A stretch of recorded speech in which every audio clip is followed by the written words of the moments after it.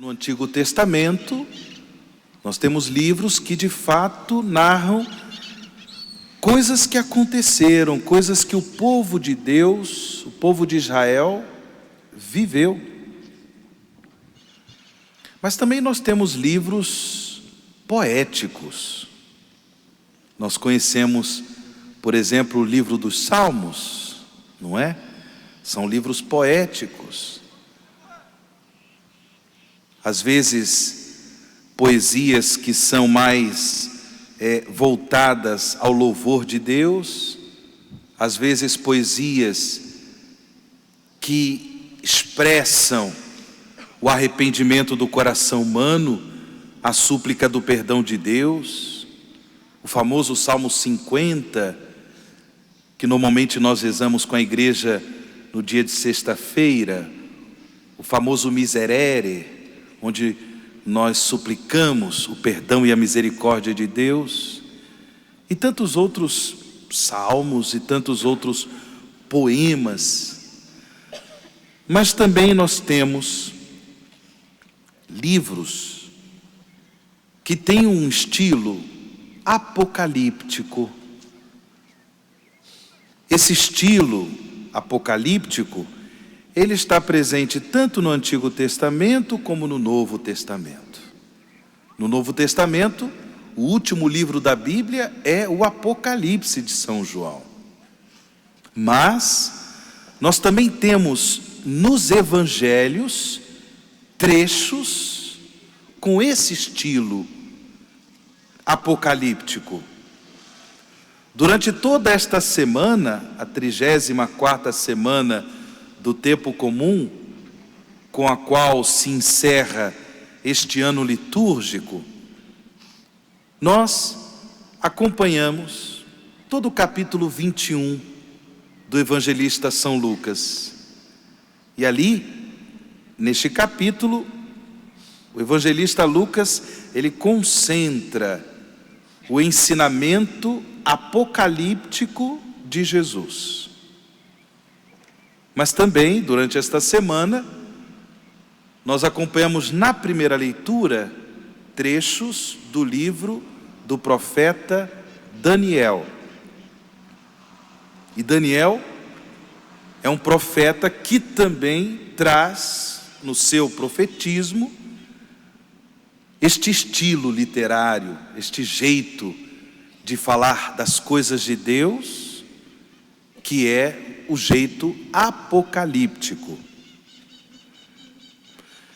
É importante compreendermos também que a palavra apocalipse, ela significa revelação. Às vezes nós imaginamos que o apocalipse diz respeito à destruição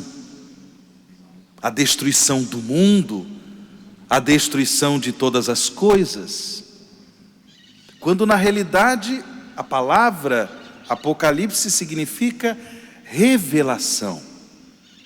Ou seja, por meio de símbolos, de imagens, às vezes até símbolos e imagens difíceis de serem compreendidos, Deus comunica ao profeta, Deus comunica ao autor sagrado, por meio do seu Espírito, uma mensagem, o seu plano, o seu projeto de salvação em relação à humanidade. Então não é um livro cujo objetivo é mostrar que um dia Deus agirá para destruir todas as coisas. Não. Mas é um livro, o estilo apocalíptico tem como objetivo instruir os filhos e filhas de Deus para que possam viver com coerência, viver com alegria, viver com esperança, viver com fé a palavra de Deus. Em meio às turbulências, em meio às dificuldades, em meio aos problemas da vida, da caminhada, problemas que marcam muitas vezes a caminhada dos discípulos e discípulas de Jesus, Deus quer, por meio de sua mensagem, por meio destas revelações, fortalecer o coração dos seus filhos e filhas, para que não se deixem tomar pelo medo, pelo pavor, pela tristeza, pelo desespero, quando eventualmente enfrentam dificuldades, quando eventualmente enfrentam problemas. Por exemplo, o livro do Apocalipse de São João, o último livro da Bíblia, a comunidade cristã, o que ela estava vivendo? Momento muito difícil, momento de perseguições. Muitos cristãos estavam sendo martirizados, estavam sendo trucidados por causa da profissão de fé, por causa do testemunho da fé. E claro, pensemos nós, numa situação como esta, de cristãos e cristãs, discípulos e discípulas de Jesus, vizinhos nossos, parentes nossos, que por causa da profissão de fé são martirizados. Não é uma coisa simples. Por causa da profissão de fé, são perseguidos. Com isso, meus irmãos, muitos, infelizmente, começaram a esfriar na fé, por medo, por insegurança. Começaram a esfriar, começaram a negar a fé em nosso Senhor Jesus Cristo. E por isso, Deus, no livro do Apocalipse, se serve do vidente da ilha de Pátimos, que é o evangelista São João, se serve dele para comunicar a sua palavra, de modo a fortalecer na fé, na esperança, no amor, o coração da comunidade cristã, de modo que em meio às dificuldades, em meio às perseguições, as pessoas não negassem a sua fé. Hoje, na primeira leitura, o profeta Daniel nos apresenta esta visão de, primeiramente, animais, que, na realidade, segundo os estudiosos das Sagradas Escrituras, esses animais representam reinos, representam poderosos deste mundo. E como o próprio Daniel viu, contemplou na sua visão, esses animais depois sumiram, desapareceram. Mas depois aparece a figura de um ancião de muitos dias. E depois desse ancião, aparece a figura do Filho do Homem. O Filho do Homem. E com isso, como nós ouvimos bem no final, esse Filho do Homem aproximou-se do ancião de muitos dias, foi conduzido à sua presença. A este Filho do Homem foram dados poder, glória e realeza, e todos os povos, nações e línguas o serviam.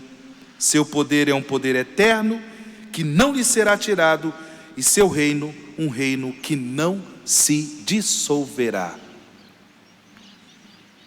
A tradição cristã compreendeu que Daniel, profeta, viu na figura do Filho do Homem o Messias Salvador, que é Jesus Cristo nosso Senhor, o Filho do Homem, que aproximou-se do ancião, o Pai eterno, Deus nosso Pai.